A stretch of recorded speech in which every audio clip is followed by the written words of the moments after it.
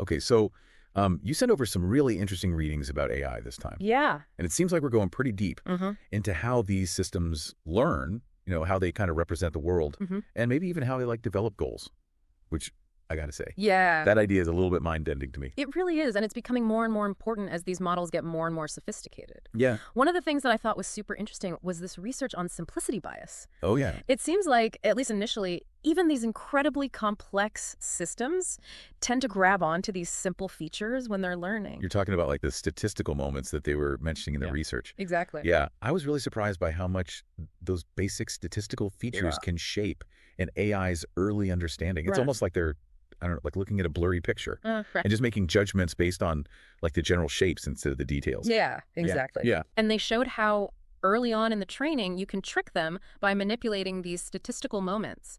So they can make a picture of, I think they used an ostrich as an example. Oh, wow. Statistically look like an airplane. Wow. And then the model would classify it as an airplane. That is wild. It makes you think about what that means for like AI safety.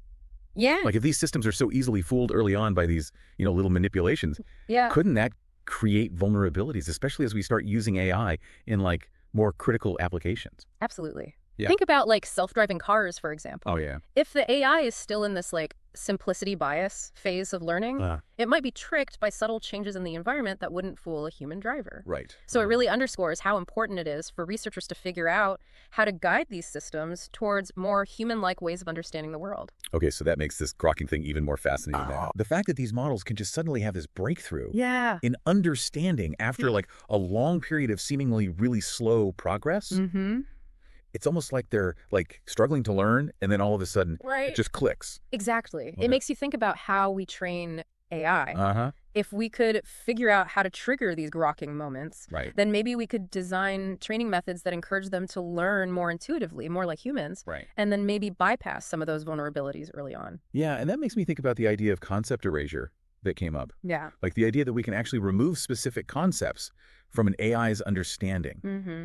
Which seems like that could be really powerful, especially with bias that creeps into these systems. Absolutely. And there's some really interesting research on this. Yeah. One technique called LEAS that they talk about actually uses math to essentially erase the ability of the model to use certain features for classification. So it's almost like surgically removing a piece of knowledge from their brain. Yeah, it makes you wonder, though, if you remove one concept, could the AI just, I don't know, like find another way to represent the same thing? It's definitely a valid concern. Yeah.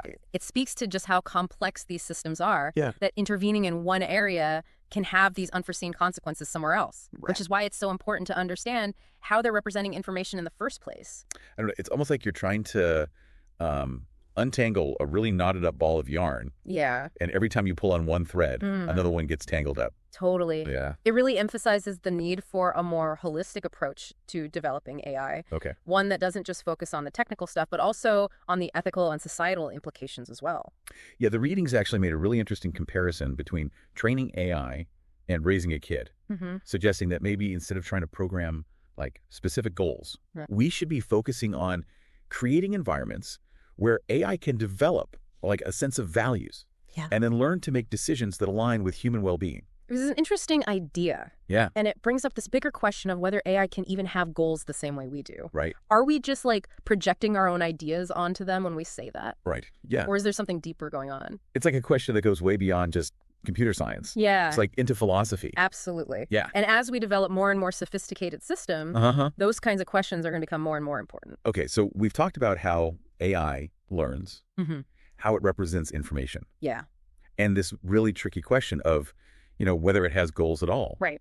Now, the readings also went into some like pretty deep philosophical stuff about consciousness and this whole idea of simulated life. Yeah. And I got to say, some of this stuff was like really stretching my brain. Some heavy material for sure. Yeah.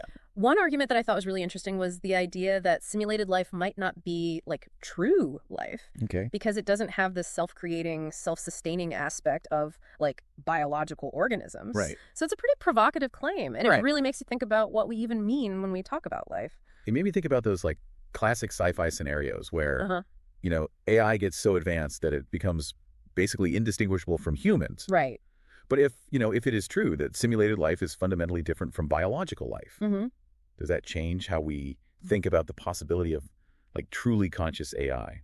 It certainly raises questions about the limits of what we can create through simulation. Yeah. Can we really capture the complexity of biological life in a digital environment? Right. Or is there something unique to the physical world that makes consciousness possible? Those are some big questions. Huge. And not easy answers, for sure. No, they're not. But they're exactly the kinds of questions that AI is pushing us to think about. And they have these really profound implications for our relationship with technology in the future.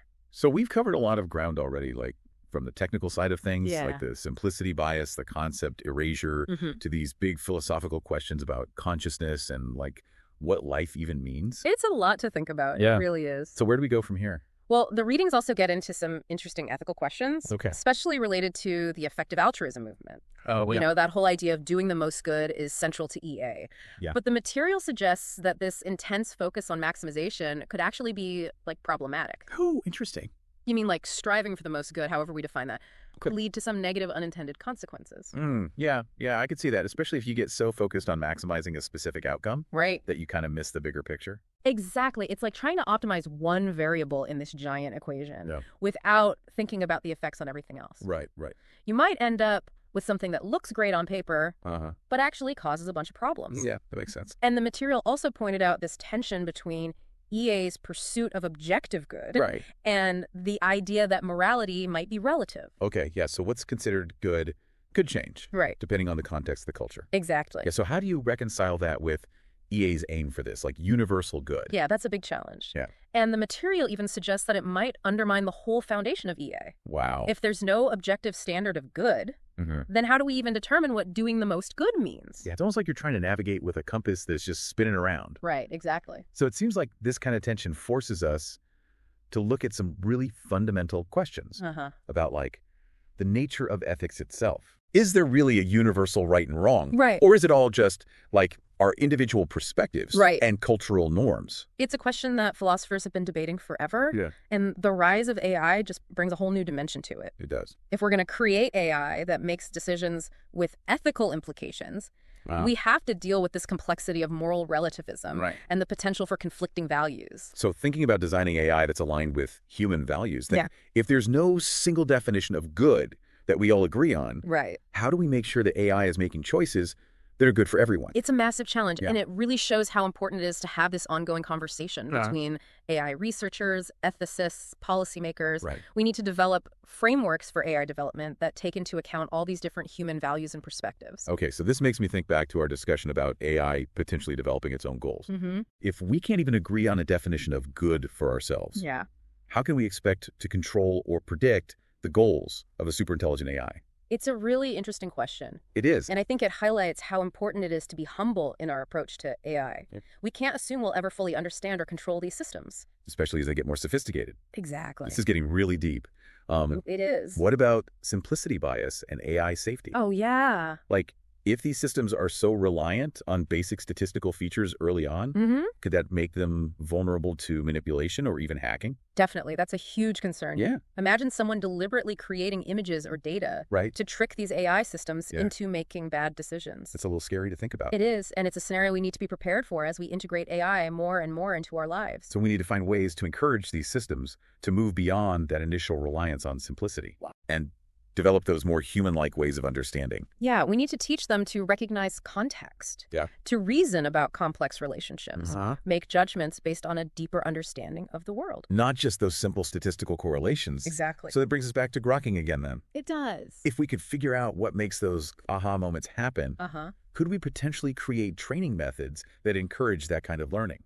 That's a really promising area of research. Yeah. If we can unlock the secrets of grokking, Right. it could change everything about how we develop AI. Wow. And maybe lead to systems that are not only smarter, Yeah. but also more aligned with our values. Okay, so it seems like we keep coming back to this tension Yeah. between the technical capabilities of AI and these bigger philosophical and ethical questions. That's the core of it. Yeah. We're dealing with this incredibly powerful technology, Uh-huh. but we're still figuring out what it means to be intelligent, Right. to be conscious, to be ethical.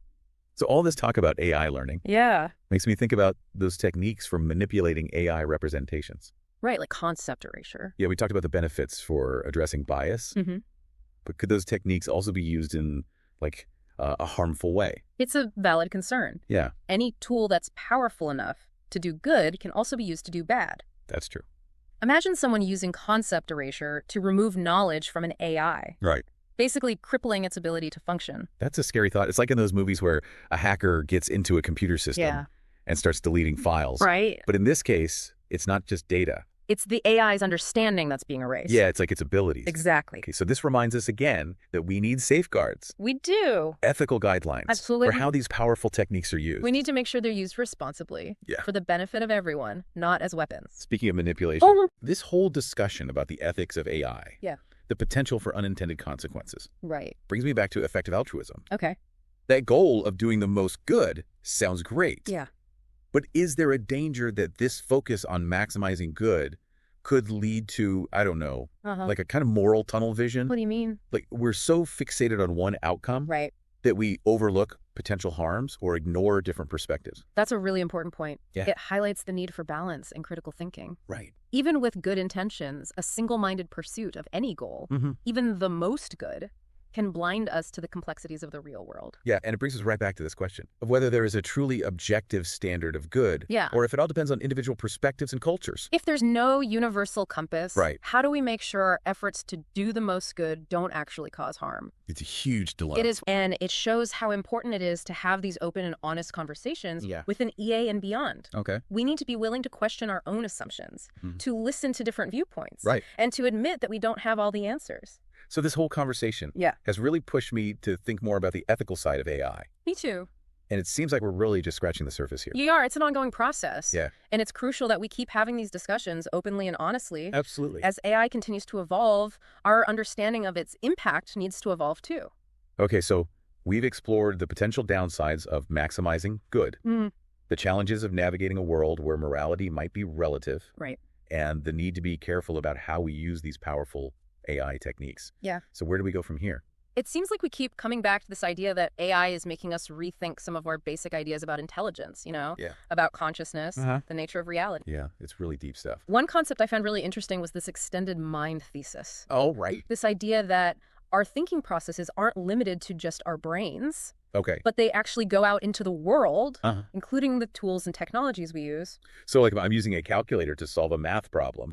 Is the calculator part of my thinking? Exactly. It's a weird idea. It is a strange idea. But it does make you think about the boundaries between our minds and the outside world differently. Totally. And when you apply this idea to AI, it gets even more interesting. Okay. If our minds can extend into the world through tools, could the same be true for AI? As it becomes more a part of our lives. Exactly. It's like in that movie, Her. Oh, yeah. Where the AI becomes so connected to the guy's life that you can't tell where one ends and the other begins. Yeah.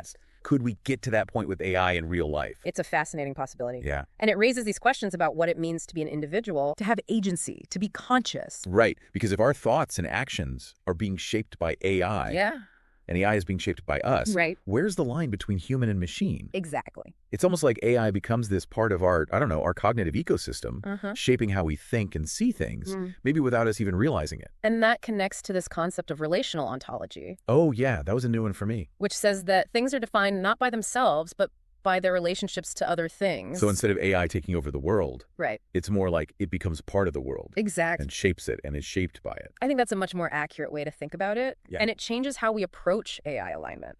Okay. If AI isn't this separate thing, but a product of its relationships with us, with data, with the world, then we can focus on making those relationships positive. It's like we're not just building AI. We're building a whole system around it. An ecosystem. Yeah, and how well that ecosystem does depends on how we manage those relationships. Exactly, and that brings us back to those questions about consciousness and whether simulated life is really real.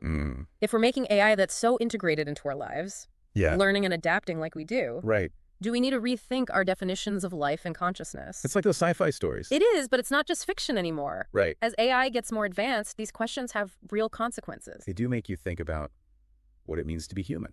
What makes us unique? Yeah. Is it our biology, our emotions, our relationship? But is there something more? Something we haven't figured out yet. Right. And what if we create AI that has all those things? AI that thinks, feels, connects like we do? What happens then? Does that change what it means to be human? I don't think anyone knows the answer to that yet. It's a pretty big question. But it's one we need to keep asking as we keep developing these technologies. This whole deep dive has been amazing. It has. We've gone from the technical stuff like simplicity bias and concept erasure to these huge philosophical questions. About consciousness, reality, what it means to be human. Yeah, it's been a wild ride. And as AI keeps evolving, so will our understanding of it. I hope this has given you some new ways to think about AI. And maybe even raise some new questions for you. Thanks for joining us on this deep dive.